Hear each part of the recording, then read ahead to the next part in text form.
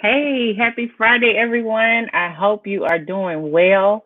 What's hot with the circuit today? 2 weeks ago, we talked about black unicorns. We had a wonderful conversation with our guest, Professor Dr. Tammy Brown, and my co host, Tim Fryer. Well, today I have a couple of my friends with me, and we're going to talk more about black unicorns and how we can inspire each other with history and the present in the making.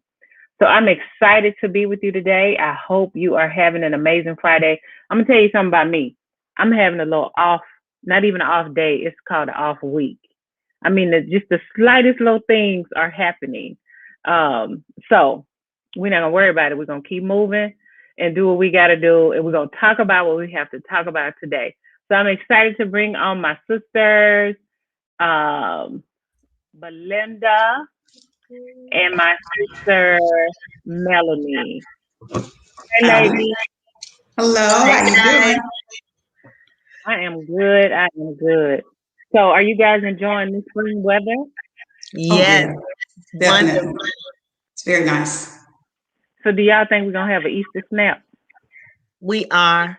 You, She just knows it. my grandmother says you can't get beyond it. It's Hmm. she used to say, "Don't get fooled. You got to get that Easter snap." Mm. Especially with it being so warm so early. Right, right. And I feel sorry for all the little flowers because they're out there, they're all blooming, all pretty. They don't know another the cold is gonna hit. Right, So, yeah, right. but enjoying it for But that's now. okay. Enjoying it. Hmm. Right. We're gonna be ready. You could just wear your boots if you want to. You can wear your flip flops if you want to. That's At least Georgia. in Oh yeah, Georgia. Yeah, at least in Georgia. I don't know about up north and all that, but we wear whatever we want to wear today. I know that's Um, right. Anything but pantyhose. exactly. What are Belinda, you those? still wear pantyhose? Okay. No, No, no. no. To the chagrin of all my older friends, no, I do not. No. Mm-mm. Yeah, my mama probably clutching her pearls right now. She could clutch on because I don't even own a pair. I I don't do remember I have the don't even. last time to spell Hanes. How you spell Hanes? I don't remember the last time I bought some pantyhose. Mm-mm. no. And I used to spin a grip on pantyhose. I'm telling you, like They on got higher Saturdays, and higher. you wouldn't even think about like Saturdays. Remember the malls would be full. First of all, what's a mall? But Mm-hmm. the malls would be full, and you would in those places where we would get our pantyhose full the lines. They Yep. Yeah. It's just how it goes these days. Because I know I don't even know where to find the pantyhose section. I really don't. I don't. Mm-mm.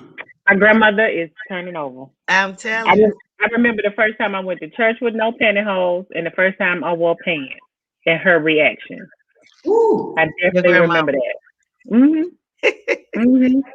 Now, are they saying anything to the men about not wearing socks, wearing their pants hanging down on their butt, wearing their pants tight? No, it's always us. It's always It us. is. It So, is. It is. I used to say if it wasn't for a woman, they wouldn't have anything to preach about. Well, oh, that's good well, stuff, B. I like that. That is good stuff. All right, we're gonna jump in today. What is hot with the circuit is talking about our black unicorns. What is a black unicorn, you say? I'm gonna tell you, a black unicorn is the women that have put in the work, shown their leadership skills, show you how to make something out of nothing, who have put in uh uh taking their dreams beyond measures, and we have some wonderful women to celebrate. So today we are talking about some black unicorns that we all admire, and we hope that it inspires you to do greatness. And so I'm going to kick it off and talk about um, somebody that I have admired from afar for years, and I found out that she is from my hometown.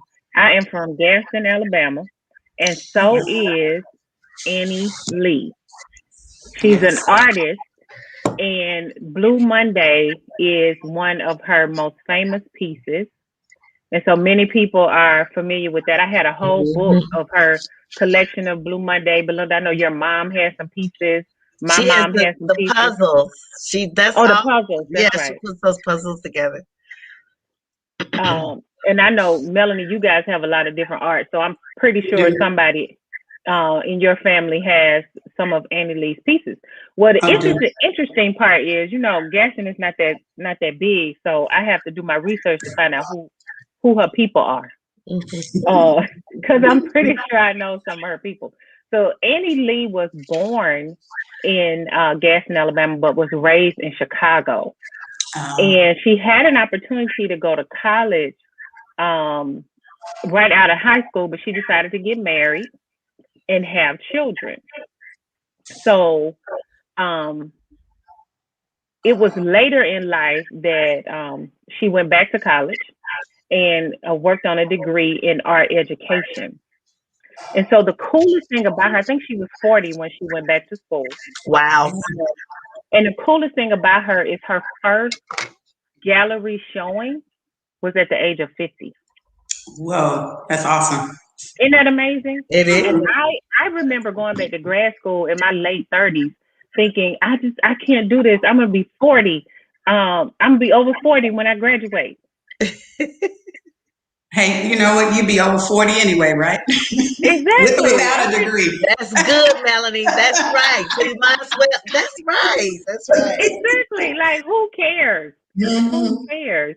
You do what you are inspired to do and do it well, regardless of the age. You can never be too young and you can never be too old. And I think we have to continue to push each other, because I'm sure there's some folks right now saying, I'm too old to do that. I'm too old. I'm too tired. Why?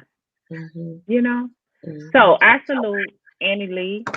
She is no longer with us, but to whoever her family, we salute her and her positivity, her endurance, her defeating the odds.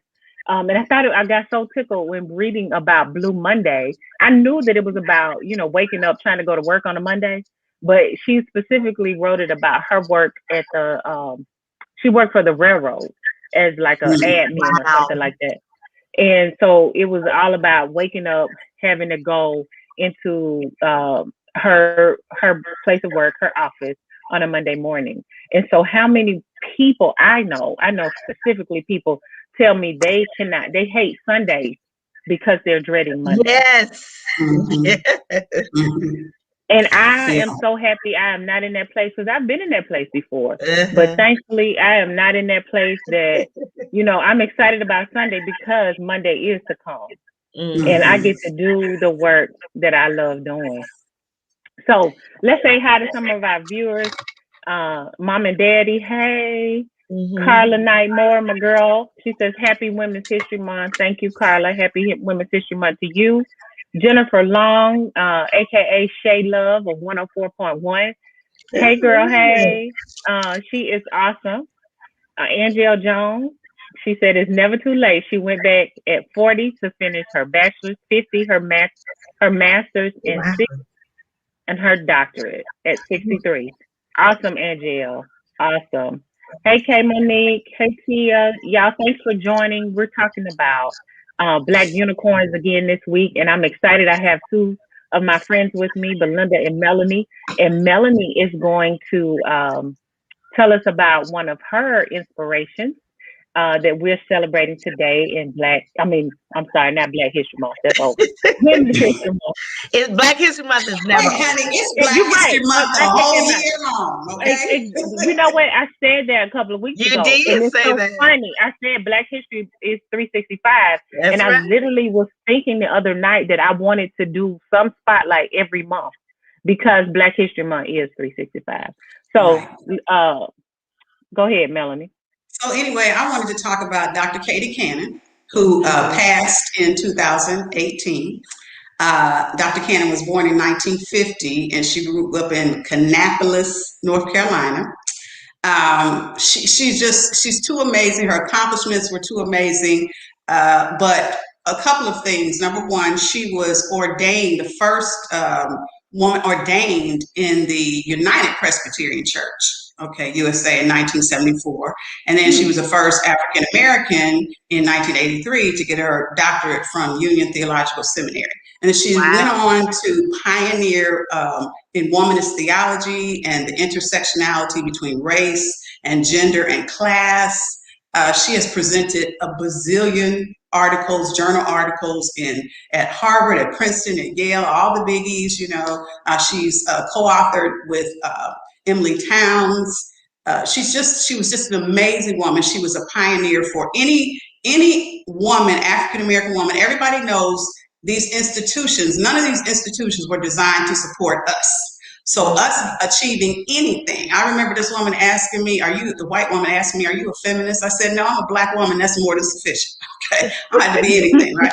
So any black woman who has lived to be of age and then to accomplish, you know, a PhD, all that. So she was absolutely amazing.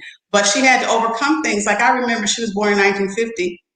I was just born in 1957. I remember growing up at the Y. She grew up in a town where Black people didn't have equal access to the library. They weren't allowed to swim in public pools. They couldn't go to the YMCA. I remember growing up at the YMCA. So there was a lot for her to overcome, in addition to overcoming an institution that is structured primarily from European male point of view. You understand what I'm saying? Right. So she had to navigate a whole lot to accomplish a whole lot and to pour out. I mean, if you just go on and look at her obituary, it goes from yin to yang, and because she accomplished so much. And I'm inspired by someone who poured out, who for all the adversity, she never gave up, and she poured out and she inspired so many. So I wouldn't have gone through the academy. You understand? I wouldn't have been successful through the academy if it had not been for women like Dr. Katie Cannon. So I just give a shout out, women, Black women of any age, keep on pressing. You're called to go through this. Do it. You can do it. You can do it. Awesome. Absolutely. You know, I remember learning about Katie Cannon when I was at Columbia, and just truly an inspiration, because going to an institution that is predominantly white and having the opportunity to see someone that looks like you, that's a theologian, you know, Katie Cannon, and then Renita Weems, and, you know, others that are out there. Emily Towns, Dr. Marcia Riggs, you know, right there at Columbia for us. Awesome. Yes. All these women were just amazing, incredible, and still are, you know, and their legacy continues to live on. I'm just going to add a plug in there for Dr. Marcia Riggs, because she was the first Black and the first woman professor at Columbia Theological Seminary. And that says a lot. And they finally named a building after her, right? They finally named a building after her. So we have to give a shout out. She's been a mentor. She's been a friend. And I just, you know, she's incredible. So these women they've cut a swath. Yes, yes. And I can only imagine just wanting to sit at their feet and hear some of the stories about some of the things that they overcame. Not so much as just what people did to them, but how they overcame it. Exactly. And that is just amazing, amazing. So Belinda, tell us about your lady. I love this story too. So I my lady is, who I am so proud to talk about today, is Osceola McCarty. And Osceola was born in 1908, and she was born in Hattiesburg, Mississippi. And Osceola was conceived. This is a part of her story that I love so much, is that many times the things that we have to overcome sometimes are things that we have control over. Some things that we have had to deal with, whether it be divorce or some other things that we have control over. But then there are other things in our lives that you have nothing to do with. So if you are from divorced parents, you don't have anything to do with that. And she was conceived because her mother was raped while her mother was going in rural Mississippi, and her mother was taking care of some relatives. And on her way back home, she was attacked and raped. And Osceola was a product of that tragedy. So from day one, out the gate, it was trauma. And her grandmother, her aunt, raised her, and they all were cooks and cleaning women, and they took in laundry to make money. Her aunt died. I mean, her aunt got sick, and so Osceola had to drop out of the 6th grade so she could start taking in the wash. And so they knew her as the washerwoman throughout Hattiesburg. And she would save her money. When she was 8, she asked somebody to take her to the bank and start a savings account.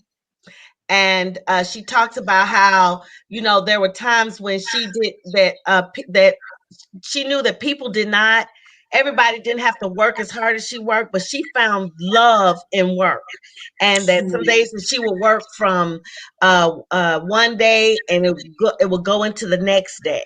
And then the next day she would work straight through the days because she wanted to she had so much laundry and stuff to do. And she didn't do laundry in with the washer and dryer, but she did it in a wash pot and a rub board. And so she said she saved, she started saving when she was 8 years old, and that work ethic followed her. One of the things that I love that she says is that the reason she was able to save is because she learned to be content, that she had a sense of contentment, and that she was satisfied with the things she had. And when she retired in 1995, she had $280,000 in the bank.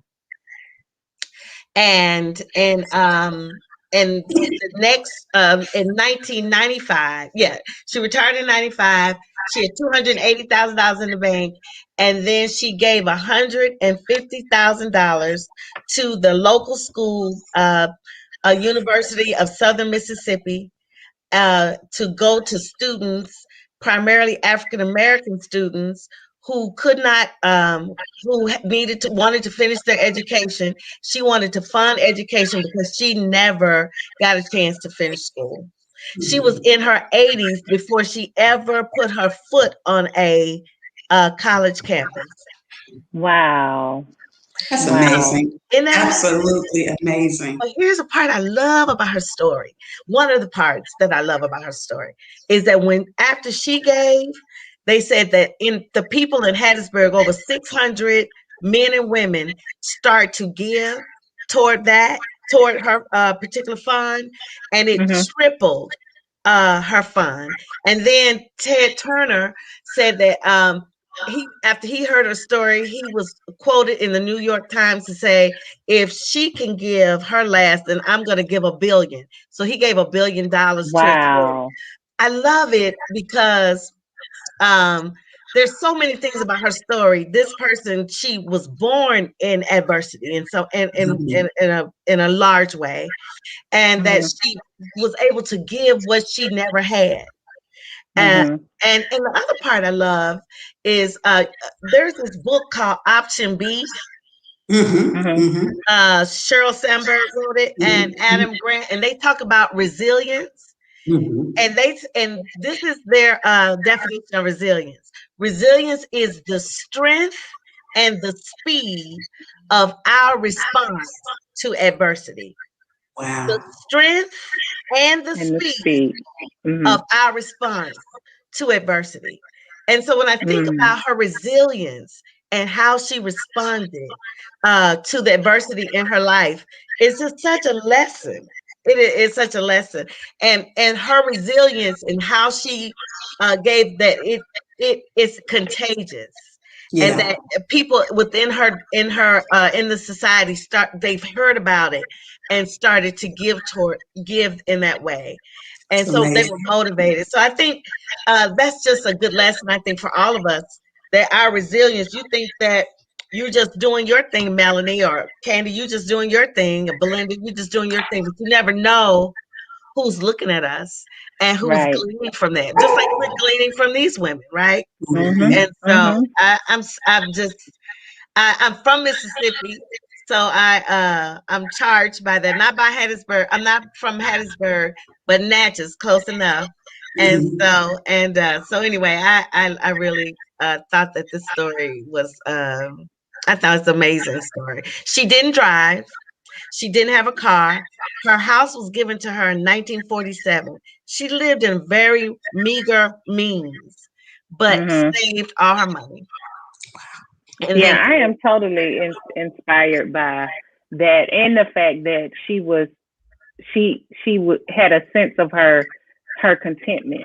That speaks a lot. My mom said it in the chat, but that speaks a lot to me, because sometimes we want more. And this lady took her salary, which we know, money is not equal to back then, but even as a laundry woman, I'm sure her salary was not big, but she saved that amount of money. We make 10 times more, and we can't save $1,000. But she said her contentment was, she said, I knew I had a goal, and it wasn't like that she even was keeping up with, but she wanted to save her money. That was the goal. Yeah. Wow. And you know what I think about her giving, it makes me think about the widow's mite. You know, how Jesus was so, impacted by the widow's mite. It's like, oh, y'all gave your extra, but she gave this is because she lived so meagerly. So she was willing to be, but that's amazing what contentment can do, right? I mean, because she must have known her worth somewhere, because no matter what you can acquire, it can never add to your value. You know what I'm saying? That's so amazing, good, Melanie, that she found not just contentment, but it walked alongside self-worth. Yes. Yeah. And she knew her own worth. Yeah. Because she didn't have to have things to add to her. I mean, no matter how she came into this world, I saw her with her Bible. She must have known who she is to God. And, you tell people there's nothing more valuable on the planet than those who possess the image of God. So we are the ones who determine the wealth of everything around us. Absolutely. It's just paint on a canvas until I say it's $8 billion or it's the Mona Lisa or whatever. You know what I'm saying? So she knew her value. So she could, I don't need those things. I'm content. I know my worth. And don't you see how powerful though that is? Like it is so powerful. She walked in her own power. Sixth grade education, and that people didn't look at watch you bring your laundry, and although everybody was talking about how great it was, still, it's still that kind of work that was not looked upon as any kind of grand work, but she found in it the power in it, and found the worth in it, and said that she loved to work. And she just found her and when they were writing about her, they talked about how she worked with reckless abandon. That's how she worked. Wow. No Blue Monday for her.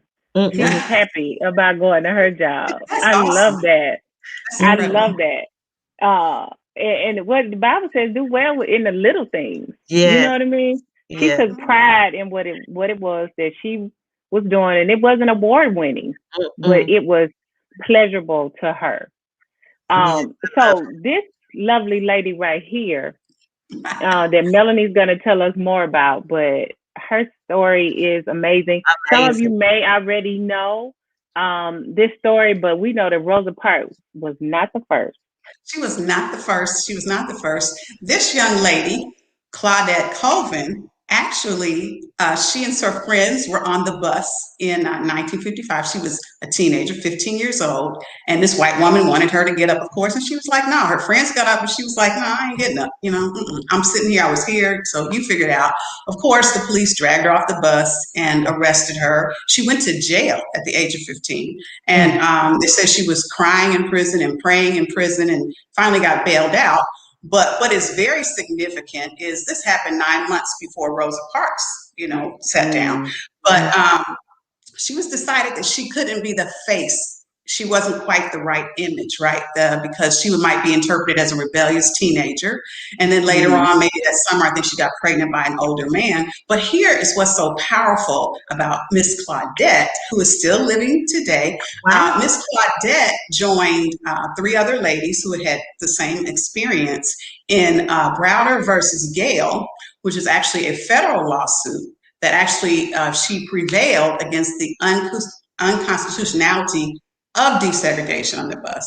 And that went to Supreme Court. That backed it up. And that eventually is what caused the success of the Montgomery bus boycott. So she is really the star. In 1990, I believe it was, the mayor of New York, where she now resides, gave her the Martin Luther King Jr. Medal of Freedom. She has been the subject of a book, Twice Toward Justice, and she became a nurse.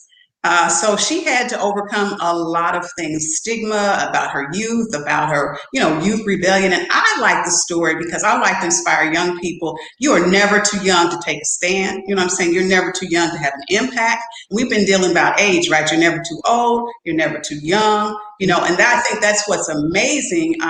And she was just bold in it. You know what I'm saying? It's like, I don't care that I'm young. I sat down here first. I should have this seat. You don't get to take me out. But she was actually the one who gave the fuel by way of the legal arguments, by way of the cases. She was the one who gave the fuel that actually created the success. We love Mother Rose. We appreciate, we will never forget her. But this young lady she kicked it off in a serious way. We really, as a teenage, 15 years old, so we give our props to Miss Baudette. Absolutely. I mean, it goes to show you that, there's always a first. Yeah. And the first that we hear about is probably not the first. There's somebody else that has forged the way, and it may not have reached the headlines, but there's always a first somewhere that is putting out or sacrificing themselves to do something, whether it's the not moving out their seat on the bus, or it's playing tennis, or the first gymnast, or whatever. Somebody doesn't make it. Somebody doesn't make the headlines, but then the one that does, we still applaud them both. And I think it's sometimes sitting down and listening to the stories that we find out the truth, or we find out more of our history.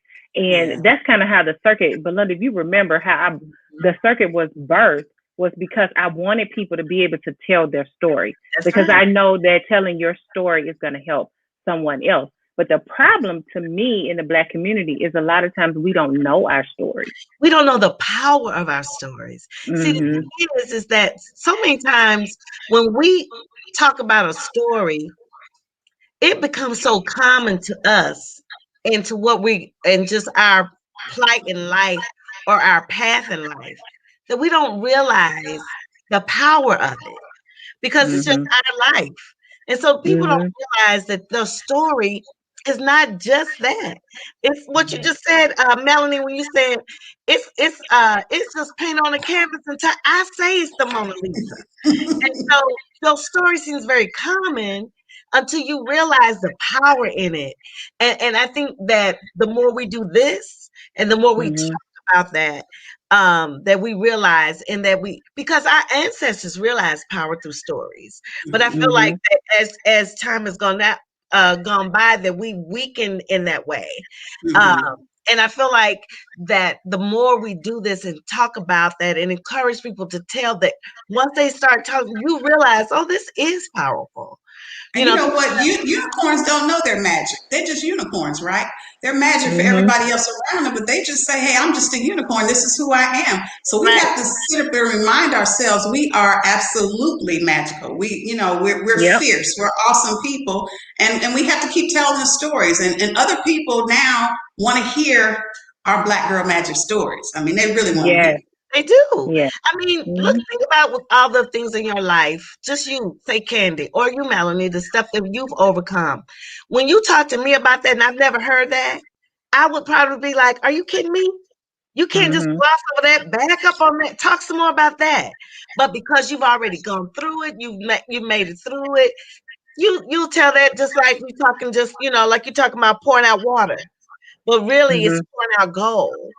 And so that's why we have to give our testimonies, right? That's what testimonies are about. Somebody needs to hear your story to say, it's not you. You couldn't have possibly been. Are you kidding me? So that makes them know, hey, you can get through it too. You can. That's right. Exactly. I tell my friend all the time, I said, somebody is waiting on you to do what you have to do so that they can do what they have to do. That's true. That's so somebody is waiting on you. So I encourage everyone to do what it is that you are called to do, that you feel like you want to do, that you know that you need to do. So the last person I want to talk about today, we're at 30 minutes, but that's okay. We always go over. And I thank you, those that have joined us since I gave the last shout out. Regina Fryer Gathers, Brother Tim Fryer, Kimberly Tucker Hall, her story, Kimberly Skeen, hey Kim, Hey, Kim. Judith Lipton. Thank you guys for joining us. We love talking with you, and we don't only want to talk to you, we want to talk with you. So talk in the chat, say what it is that you have to say. But the other person I wanted to highlight today while you're talking in the chat is this young lady. And I don't know how many of you would recognize her by her picture, but her name is Pinky Cole. It's actually Aisha Pinky Cole. Pinky's her nickname, but she is the founder and owner of Slutty Vegan. And so Slutty Vegan is becoming a household name across the country. And what I think is so cute about her is her spirit to give. But here's her story. She came to Atlanta, went to Clark. And when she graduated, she went to LA because she wanted to be an actress. And she came back from LA. I think she went to New York because she's Jamaican American. And she wanted to open a Jamaican restaurant.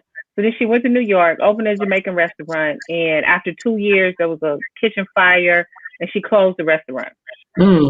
So then she went to Atlanta and started working in the film industry. While she's working in the film industry, she's living this vegan life, but she still likes junk food. Her idea was to come up with Slutty Vegan, where vegans can still have junk food. She created this concept that is no different because there are a lot of people doing it. They're creating opportunities for people to eat vegan, but she's created this concept for people to still eat junk-like, fast food type vegan food. But the thing that I love about her is she's young. This girl is young. So out of college, she's chasing after her dreams, whether it's in the film industry or whether it's in a restaurant. She's doing it. She's not talking about it. She's done it. And now she has like 3 restaurants. Her truck is going from New York to LA. So people are getting an opportunity to taste her food all over the place. She has 3 locations in Atlanta. They're opening a location in Birmingham, and I'm sure it's some other locations. But she is just amazing to me. So not only have I spoke about a woman that was at 50, that she had her first gallery showing. This young lady, before she reached 30, has opened 2 restaurants. And now one is quote unquote a chain. She has several in multiple states and a food truck. So just amazing. And Slutty Vegan is good. It's good food. I gotta try it. I haven't tried it. I can't try it because they always got a line. They always got a line. I'm by there, but it is a line. It's a line. I can't wait that long. You gotta go when you're not that hungry, and it moves fast. And the wonderful thing about it, her location. I know she has 3 locations, so I've only been to one. It's in Atlanta proper, in the city, and you meet amazing people just sitting in the line. That's what I heard. Talking, laughing, dancing, telling stories, suggesting your food, and then it's just an experience. It's an experience that you don't even have to pay for. You just stand in the line, and then you pay for your food. So you get to meet new people, which it's just cool. There's some good stuff, I tell you.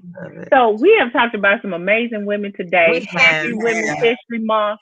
My favorite History Month woman is my mama. And she just reminded us in the chat that she was 60 when she got her doctorate. And I totally, you forget the people that's closest to you. Mama, you are the bomb. I love you. Shout out. She was 60. I didn't even realize she was 60. Wow. We should have been celebrating her even more. The power of your own story. Yeah. My girl. So, listen. Thank you, ladies, for joining me today. This is another great conversation on Virtual Conversations. the circuit would not be without my girl Belinda sitting at the table with me and talking through this whole concept and what it would look like. We were dreamcasting. Yes, right. and you were there to help me catch it. And then Melanie, in the same vein, almost exactly a year ago, we ran into each other again. Now, mind you, she was a TA. She was my TA when I was in grad school, and we ran into each other at a lecture that Dr. Renita Weems did, acknowledging her TA who pushed her into being a professor. And I'm sitting next to Melanie, and Melanie is doing the same thing for me. So I just thank you, ladies. You are a joy to my life. I appreciate everything that you bring to me and for me, and continue to push me into doing all the things that I think of in my big old head, because I think of a lot of them. You do. You do. Yes, and it's all from my heart. Thank you. So thank you guys for joining today. The circuit was hot as usual, and we appreciate you joining in with us. We want you to have a God Friday and a wonderful weekend. Enjoy the sunshine. I hope the sun is shining wherever you are. If it's not, then you shine. Have a great day. Bye-bye.